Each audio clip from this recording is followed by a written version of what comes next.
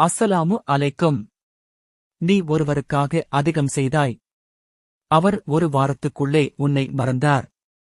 நீ இன்னொருவருக்காக உன் நேரத்தை, உன் உயிரை தந்தாய். ஆனால் அவர் உன்னை ஏமாற்றிவிட்டார்.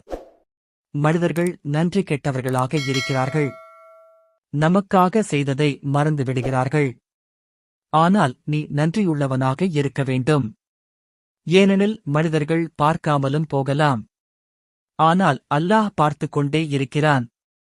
அல்லாஹ் கூறுகிறான், நீங்கள் நன்மை செய்கிறீர்களானால் அது உங்கள் நன்மைக்கே ஆகும். குர்ஆன் 17:7. யாரும் நம்மை பாராட்டவில்லை என்றாலும் பரவாயில்லை. அல்லாஹ் பாராட்டுகிறான். அல்லாஹ்வின் பரிசுதான் உண்மையான வெற்றி. அஸ்ஸலாமு அலைக்கும். இது சோல்டாக் AI தமிழ். மறக்காமல் லைக், ஷேர், சப்ஸ்கிரைப் செய்யுங்கள்.